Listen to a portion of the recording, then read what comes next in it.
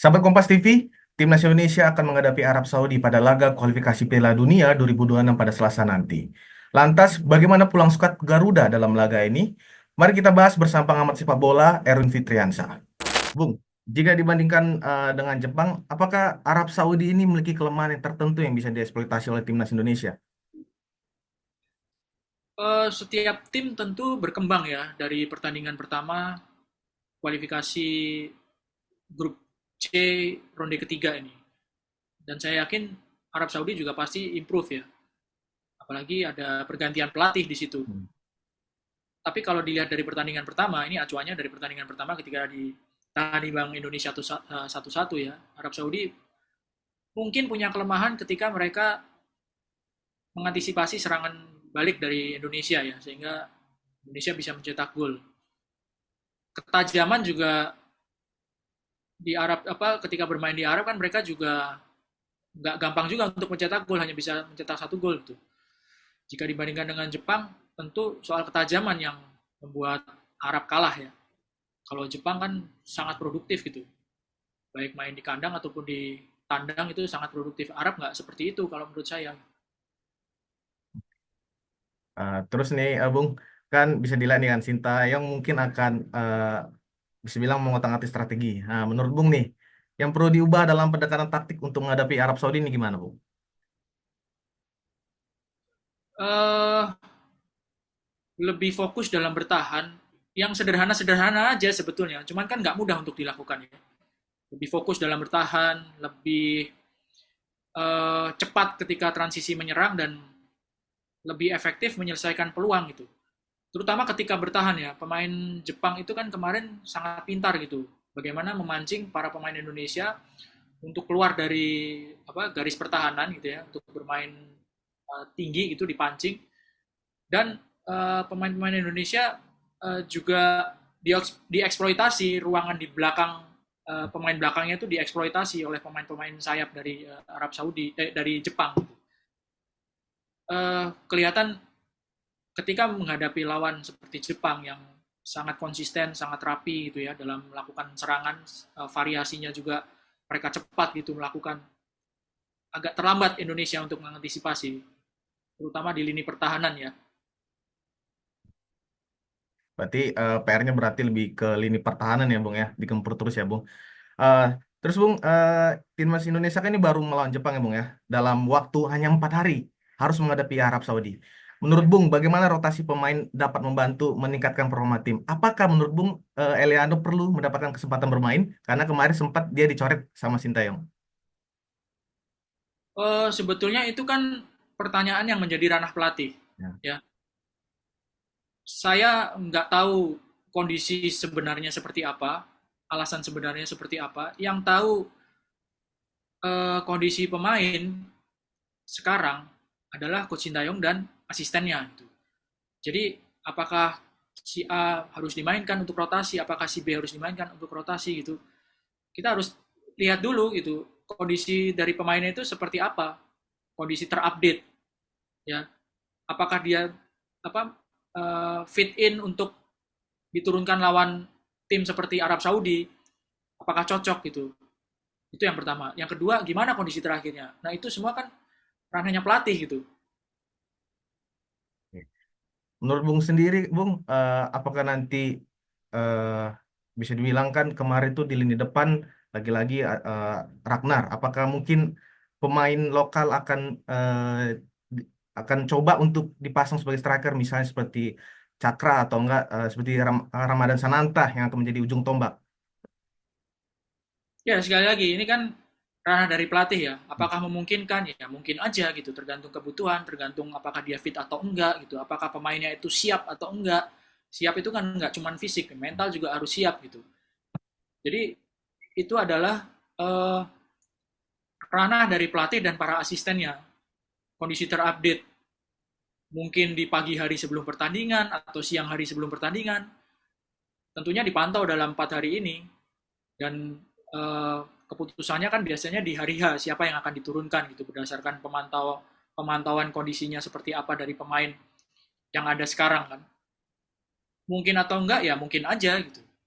Tapi apakah iya atau enggak, ya itu tergantung lagi pelatih yang tahu kondisi sebenarnya kan. Apa keunggulan utama Arab Saudi yang perlu diwaspadai timnas Indonesia, Bung? Yang sedikit membedakan tentu kalau Arab Saudi itu punya dibandingkan Jepang ya. Kalau Jepang itu bermain sebagai kelihatan dominan sekali, mereka bermain sebagai tim ya. Artinya kerjasama tim mereka itu sangat solid. Jadi siapapun yang dimainkan di posisi manapun itu akan berjalan strategi dari Jepang. Sementara kalau Arab Saudi, menurut saya yang membedakan adalah kualitas skill individu dari pemainnya.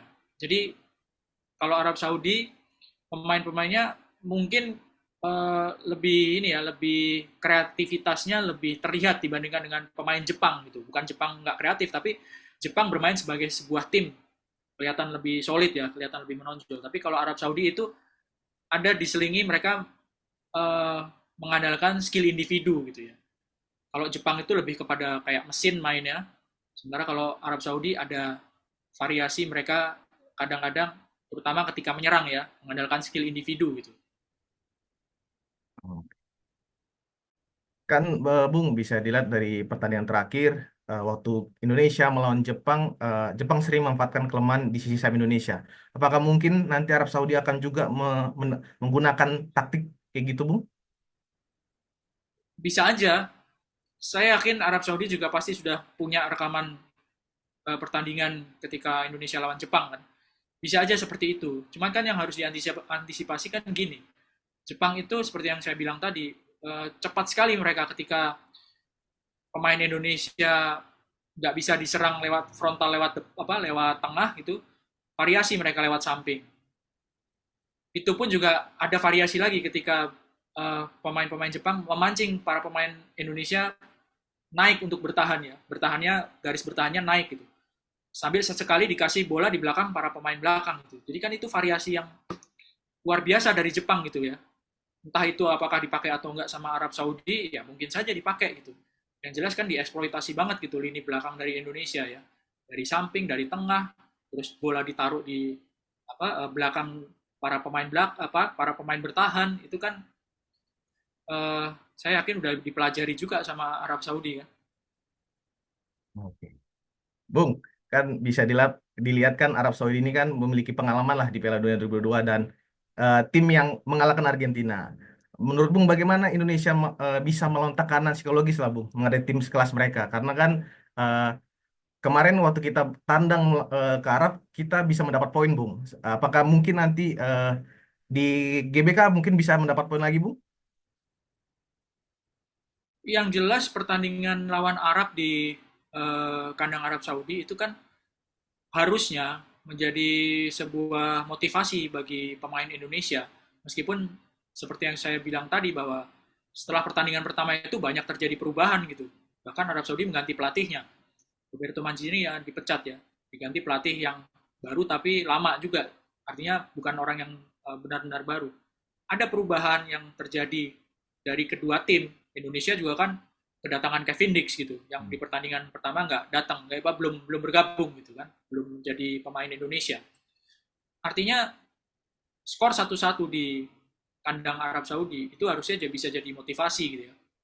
Terlepas dari Arab itu juga sudah berubah pasti permainannya gitu. Bisa atau enggak petik poin menurut saya ya sangat terbuka kemungkinan untuk memetik poin gitu. Dari logika sederhananya aja ketika di Arab bisa main 1-1, kenapa enggak di Indonesia dapat poin atau bahkan bukan cuma seri tapi menang gitu. Menurut eh, Bung Erwin sendiri, faktor apa sih yang bisa menentukan hasil pertandingan timnas Indonesia ini? Apakah penguasaan bola kah, serang balik kah, atau mungkin penyelesaian akhir, Bung? Eh Penyelesaian akhir yang efektif itu yang dibutuhkan oleh Indonesia sih ya. Ya waktu lawan Jepang dalam skor 0-0 kita punya 3 peluang yang depan gawang Jepang gitu ya cukup terbuka gitu tapi nggak satu pun yang bisa menjadi gol. Jadi penyelesaian akhir itu yang menjadi PR yang belum terselesaikan sampai sekarang sih.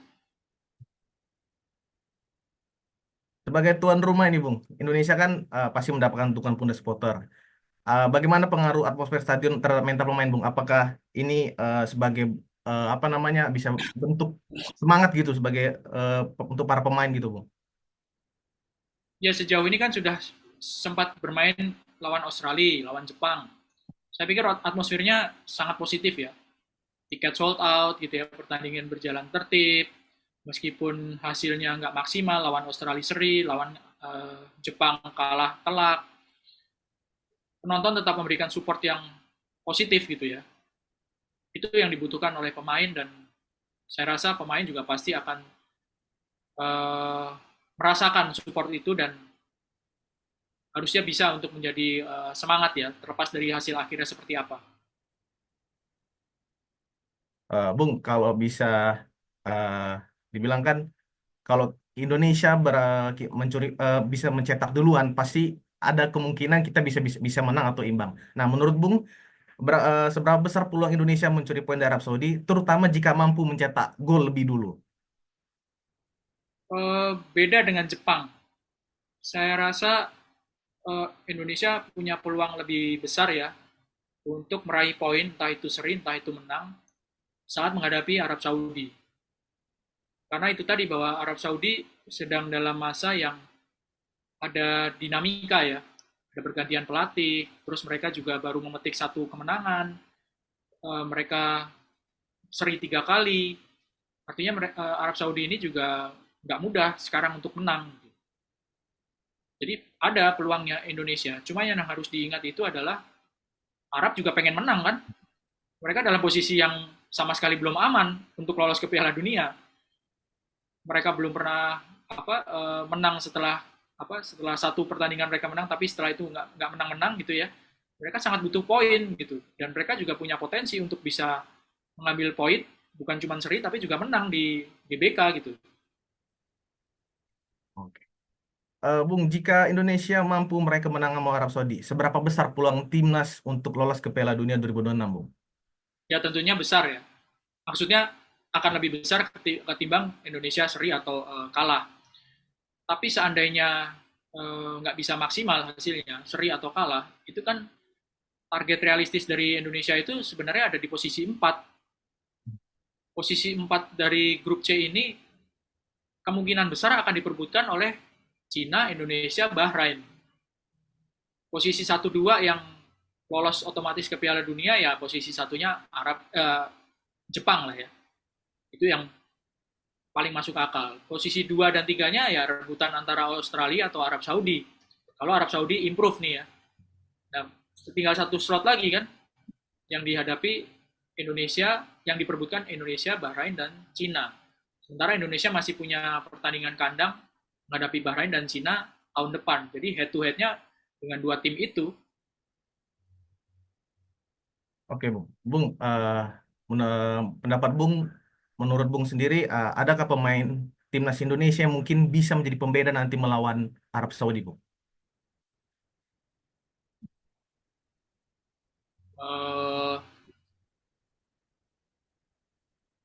saya sih belum melihat pemain di lini tengah atau depan yang bisa menjadi pemain yang benar-benar membawa perubahan gitu ya. Saya justru berharapnya paling tidak lini belakang itu konsisten dulu deh. Lini belakang itu kiper sama pemain-pemain belakangnya gitu. Konsisten dulu, bisa bermain dengan konsisten, nggak ceroboh, disiplin, konsentrasi, eh, pertahanan dikuatin dulu gitu ya.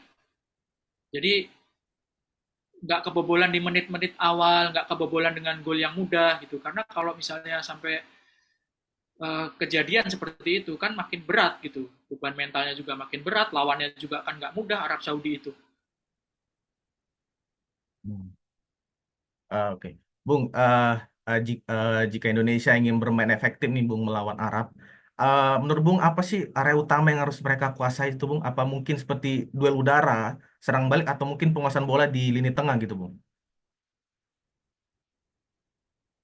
Eh Mungkin seperti gambarannya ya, meskipun nggak sama persis, tapi gambarannya seperti ketika menghadapi Arab Saudi di sana, di kandang Arab gitu.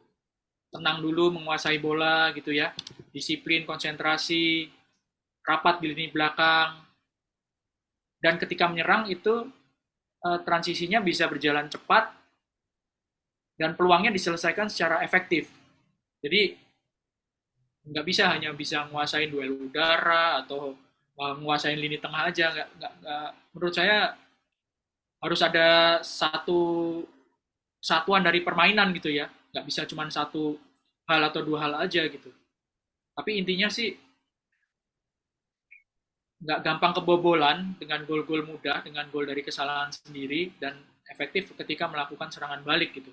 Efektif itu adalah ketika ada peluang ya sebisa mungkin dimaksimalkan untuk menjadi gol. Oke, Bung. Menurut Bung sendiri, prediksi skornya nanti Indonesia melawan Arab Saudi berapa, Bung? Mungkin satu-satu ya. Ya, satu-satu ya, Bung ya. Oke, yang terakhir nih, Bung. Mungkin Bung ada yang ingin pesan khusus disampaikan untuk masyarakat Indonesia yang laga penting ini karena kan bisa dibilang ini laga penting yang harus kita mendapatkan poin, Bung. Ya, supporter dan masyarakat Indonesia yang mendukung tim Indonesia hendaknya mendukung dengan cara yang positif ya. Positif itu adalah tidak menuntut berlebihan. Indonesia ini harus menang terus atau harus lolos ke Piala Dunia dengan apa cepat gitu ya.